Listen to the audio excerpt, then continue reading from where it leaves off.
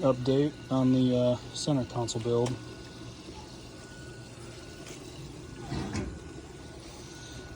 A couple more welds and it's going to be ready for sanding and powder coat. I still got to build the windshield for it, but that'll be super easy to do. But we got the live well all plumbed up and made a little fitting out of some 16th inch aluminum by 1 inch, I think, tube, and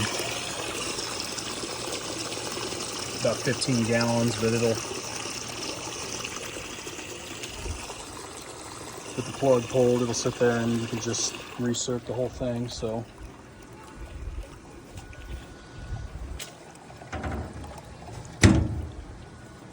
Looks pretty good.